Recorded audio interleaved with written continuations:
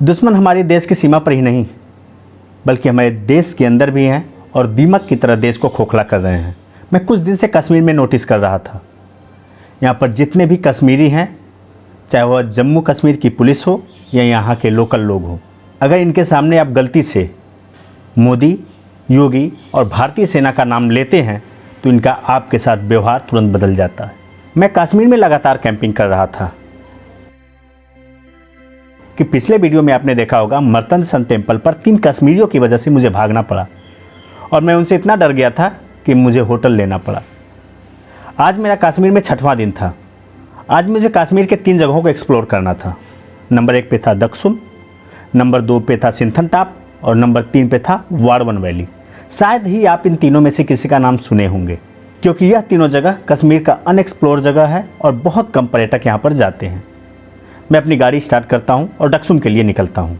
Achabal 8 kilometre, लो दक्सुम 40 kilometre, सिंथनाथ पास 72 kilometre. मैं इंदुबल से थोड़ा आगे बढ़ता हूँ। मुझे रोड के किनारे इतने शानदार नज़ारे देखने को मिल रहे थे जिसका वर्णन कर पाना मुश्किल था।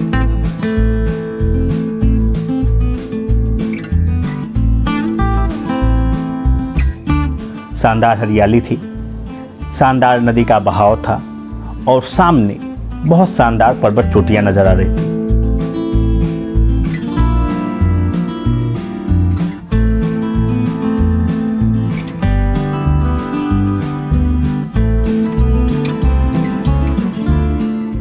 दक्सुम से लगभग 4 से 5 किलोमीटर पहले एक बहुत सुंदर वैली दिखी। दोनों तरफ ऊंची ऊंची पहाड़ियाँ, कलकल करती नदियाँ, छोटे छोटे गांव, छोटे छोटे बच्चे और ये सुंदर सुंदर घर।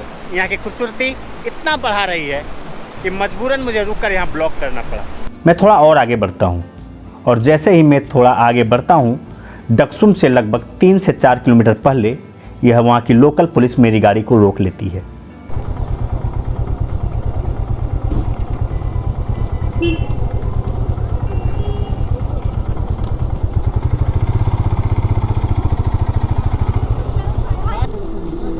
सर, हम लोग जाएं? मेरी गाड़ी को रोकने के बाद वो हमसे गाड़ी का पेपर मांगते हैं। मैं सारे गाड़ी का पेपर उन्हें दिखाता हूँ। वो हमसे कहते हैं कि कहाँ से आए हैं। मैं बोलता हूँ यूपी से। बोलते हैं इंडिया से? मैंने कहा हाँ, इंडिया से। बोलते हैं कि यूपी में कहाँ से? मैं बोलता हूँ गोरखपुर।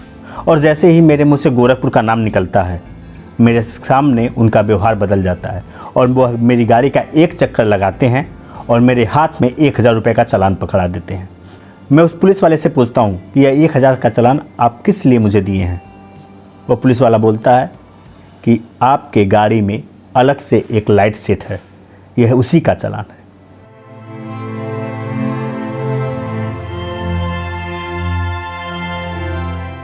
मैं उनसे बहुत रिक्वेस्ट करता हूँ कि साहब मुझे जाने दीजिए, मुझे रात में भी गाड़ी चलानी होती है, मुझे लाइट की बहुत ज़रूरत पड़ती है, मैं बहुत दूर से आया हूँ।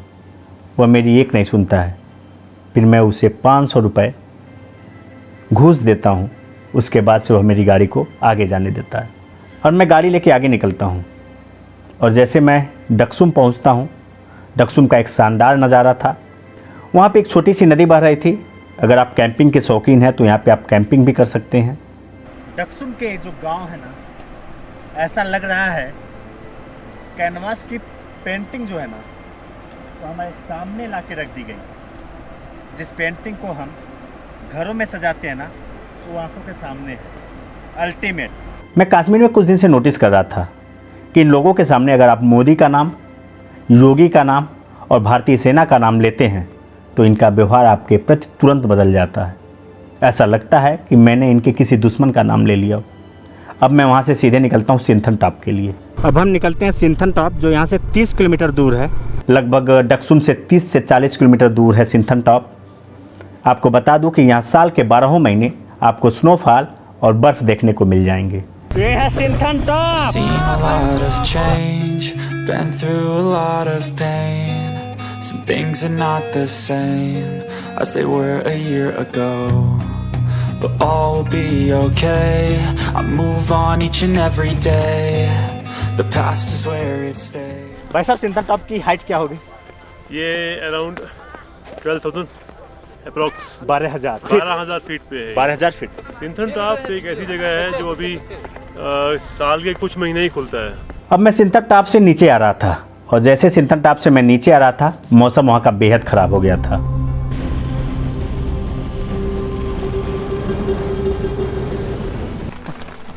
जब भी सिंथन का तैयारी करें आप आने का तो भाई रेनकोट का तैयारी करके आए।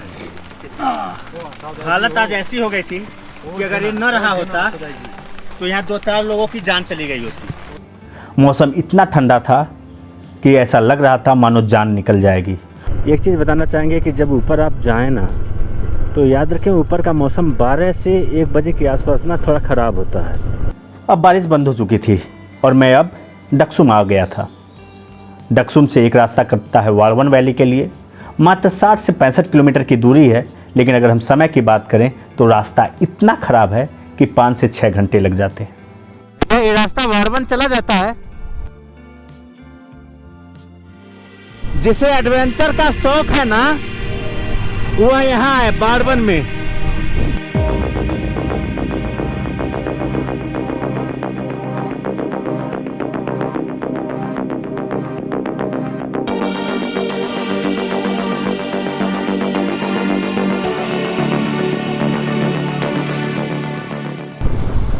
बहुत ठंडा है भाई। भाई यहाँ से कितना नीचे है?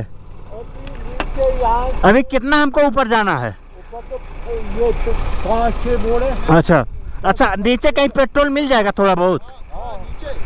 उधर आगे हाँ मिल जाएगा। उधर एक गाँव है मंगली। नहीं, हमें बारबन जाना है। बारबन गाँव है मंगली। हाँ मंगली में आपको चाय पेट्रोल मिल जाएगा। बहुत खतरनाक रोड भाई। इस से बहुत ब्यूटीफुल जगह भी है। अच्छा, बहुत ब्यूटीफुल है। इससे आगे भी, इससे भी आगे। अच्छा एक बात बताइए, इससे खतरनाक रोड है क्या इधर कहीं? नहीं है ना? बहुत खतरनाक है भाई। मैंने बहुत राइड किया। मैं यूपी से। ठीक है, थैंक यू भाई। भाई totally off road. Margan pass. Welcome to Margan valley. प्रधानमंत्री ग्राम सड़क योजना। जय हो मोदी जी। अब धीरे धीरे सूरज भी ढल रहा था। रात के 8 बज गए थे, लेकिन वहाँ पे अभी भी उजाला था। 8:30 बज रहे हैं और यहाँ पे अभी भी पूरा उजाला। हम इतनी ऊंचाई पे हैं कि इस घोड़ों के अलावा हमारे पास और कोई है ही नहीं। बहुत खतरनाक। अभी भी वारन वैली 15 से 16 किलोमीटर दूर था।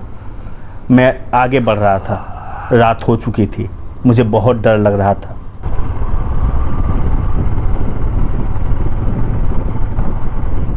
मैं किसी प्रकार से वारवन पहुंचता हूं। रात के 10 बज चुके थे और मैं वारवन में ही कैंपिंग करता हूं। रात के 10 बज रहे हैं और अभी हम हैं वारवन में। यहाँ पे ना तो बिजली है, किसी भी कंपनी का ना तो नेटवर्क है। अभी हम जा रहे हैं खाना खाने और इसके बारे में हम आपसे करेंगे सुबह बात।